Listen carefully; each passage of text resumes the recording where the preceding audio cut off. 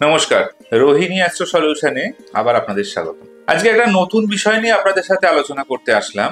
Astrology, বাস্তু, তন্ত্র, পুজো পাঠ এইসব নিয়ে তো বিভিন্ন রকম আলোচনা হয়েছে। আজকে আলোচনা করব নিউমারোলজি নিয়ে, সংখ্যাতত্ত্ব। এই সংখ্যাতত্ত্বর মধ্যে লুকিয়ে আছে অনেক অনেক অনেক গোপন রহস্য। আজকে সে বিষয় নিয়ে আপনাদের সাথে কিছু আলোচনা করব। কারণ একটা টপিক নিয়ে পুরো আলোচনা করা তো কোনোভাবে একটা ছোট ভিডিওর মাধ্যমে সম্ভব হয় না। তাই জন্য আজকে কিছুটা আলোচনা করব, পরবর্তী ভিডিওতে আবার কিছুটা করে আলোচনা করব। তো ভিডিওটা শেষ পর্যন্ত দেখবেন এবং চ্যানেলটি সাবস্ক্রাইব করবেন। তো সংখ্যাতত্ত্ব আমাদের, যেটাকে নিউমারোলজি বলি আমরা, সেই সংখ্যাতত্ত্বর বিচারে 3 রকম নাম্বার। একটাকে আমরা বলি ডেস্টিনি নাম্বার, একটাকে আমরা বলি ড্রাইভার নাম্বার, আর একটাকে আমরা বলি কুয়া নাম্বার। তো ডেস্টিনি নাম্বার কোনটা, ড্রাইভার নাম্বার কোনটা, আর কুয়া নাম্বার কোনটা, এটা জানবো। পাশাপাশি এটাও জানবো যে আপনার জন্মছকে মিসিং নাম্বার কি কি আছে এবং মিসিং নাম্বারগুলো থেকে কি কি ধরনের সমস্যা বা ভালো যেটাই হোক আমাদের হয়। তো প্রথমে আসি, ডেস্টিনি নাম্বার কিভাবে আমরা বুঝবো কোনটা আমাদের ডেস্টিনি নাম্বার। সাপোজ মনে করুন কারোর জন্ম তারিখ 24/6/1996 বা 24/5/1996 কারোর জন্ম তারিখ, তাহলে তার ডেস্টিনি নাম্বার কত হবে আর ড্রাইভার নাম্বার কত হবে? ডেস্টিনি নাম্বারটা বিচার করতে গেলে আমাদেরকে টোটাল জন্ম তারিখটাকে আমাদের সিঙ্গেল ডিজিটে কনভার্ট করতে হবে। টোটাল জন্ম তারিখ 24/5/1996। 24 মানে 2 4 6, তার সাথে যোগ করুন 5 মানে 6 5 11, 1996 1996। তাহলে 11 1 নম্বর 12, 9 9 18 18 আর 12 আপনার হলো 30, আর তারপরে 6 36। তাহলে টোটাল তার আসলো 36। 36কে এবার সিঙ্গেল ডিজিটে কনভার্ট করুন, করে হয়ে গেল আপনার 9।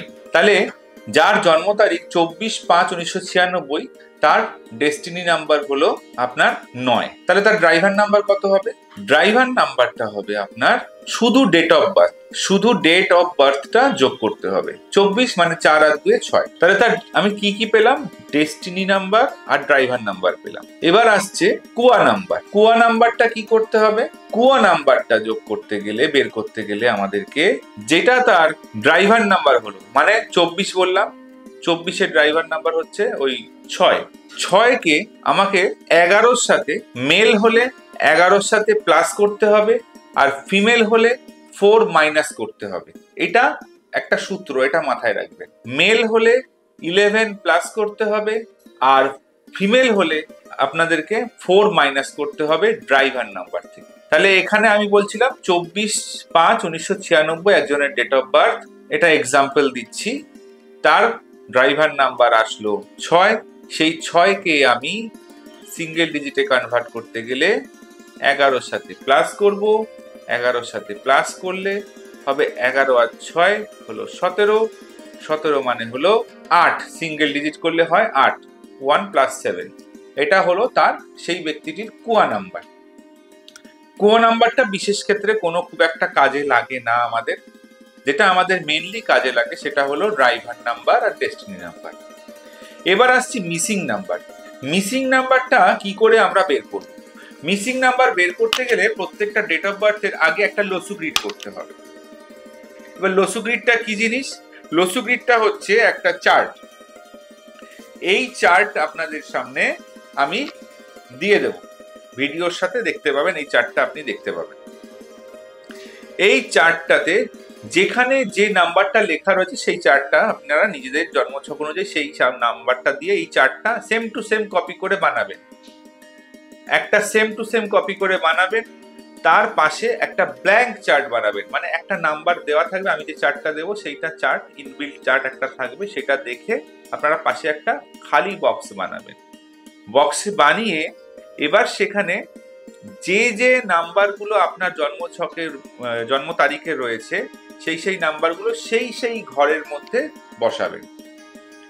যেমন ওই যে আমি যে ছকটা দেব সেই ছকের ওপরের লাইনে রয়েছে 4, 9 আর 2। তার নিচের লাইনে রয়েছে 3, 5 আর 7, আর তার নিচের লাইনে রয়েছে 8, 1 আর 6। এই ছকটা আমি দিয়ে দেব।